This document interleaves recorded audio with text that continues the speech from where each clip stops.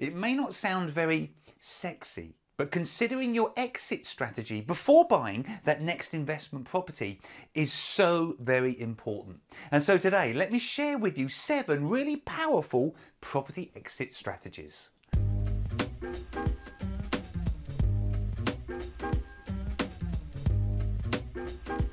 Hi, my name is Tony Law from Your First 4 Houses, and my channel is all about helping you achieve financial freedom through property. If this is your first time here, be sure to subscribe to the channel and click that bell notification icon so that you don't miss out on any of the free content that I give you each and every week.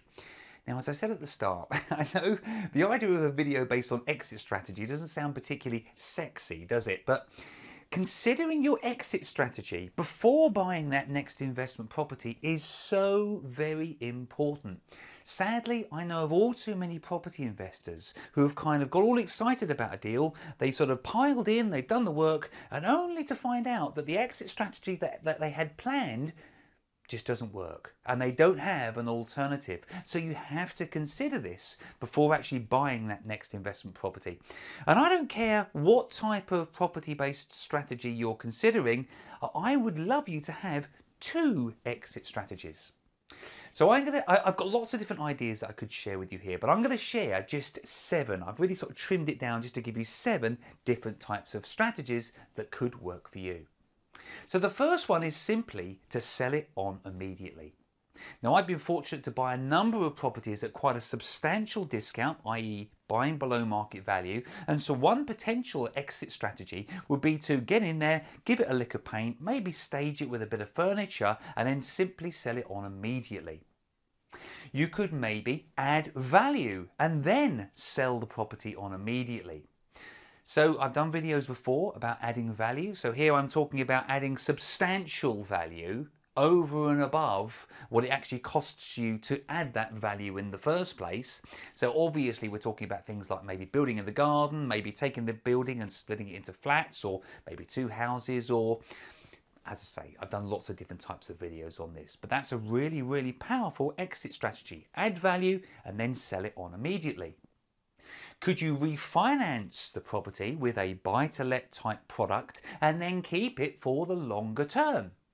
Now, this is the way that I started out. I would buy a property, I'd add some value in some way, or maybe I've already bought it below market value. I would then refinance it with a buy-to-let type mortgage, and then I would just add it to my portfolio.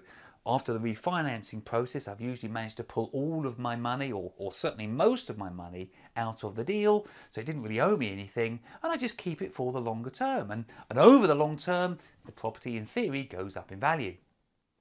Could you refinance using a commercial-based loan and again keep it for the longer term? Now, it could transpire that using a commercial product is more appropriate for the type of property that you're looking at.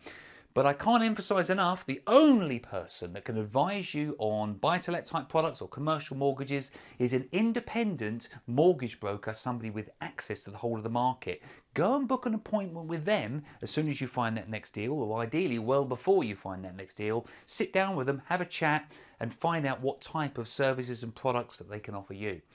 By the way, if you're finding this video helpful, I would love it if you could take a moment just to click on that like button down there. It really helps me if that's okay.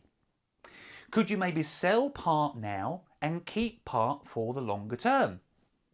A great example of this is maybe where you buy a building that's maybe you convert it into, say, for example, 4 flats.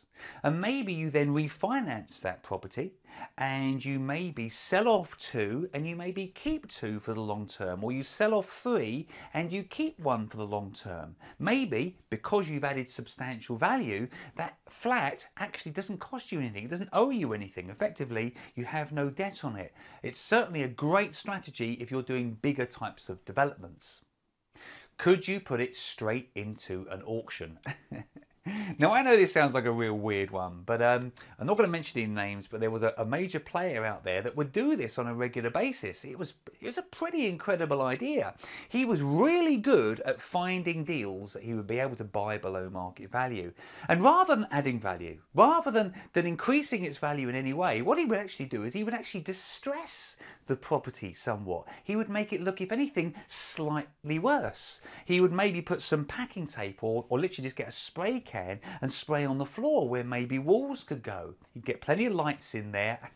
But essentially he was making it look worse. He would then arrange block viewings and he would throw it into auction and he would make money that way. How clever is that? He'd buy the property, or he'd maybe put an option on it and control the property. He'd throw it straight into auction and he would make his money very, very, very quickly indeed. And the last one that I want to share with you is, could you make this your family home? Now, I know talking about family home as potential investment properties is a bit of a taboo out there, isn't there? I'm sure you've probably heard Robert Kiyosaki often talks about this as not being a really good idea. And who am I to even question it if the likes of Robert Kiyosaki has said it? But I've made quite a lot of money by buying properties, moving into the property, my poor wife, tearing it to shreds, adding some value in some way and moving on. That's been the way that I've actually been able to sort of really gear up as I've been moving through the properties that we're actually living in. So I personally think there's some real merit in making that property, in some instances, your family home. Certainly there are some big tax advantages, but you need to speak to an accountant or a tax advisor regarding this particular subject. I would love to hear if you can think of any other alternative exit strategies, and if you can, it would be wonderful if you could take a moment to actually comment in the box below.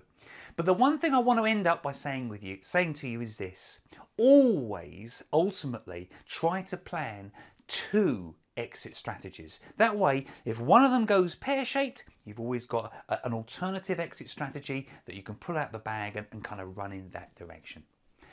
I really hope you found that one helpful. For more tips and tricks like this, be sure to subscribe to my channel and also download this 50-point checklist, because it's going to really help you the next time you buy an investment property. My name's Tony Law from Your First 4 Houses, with online training that helps you build your property portfolio.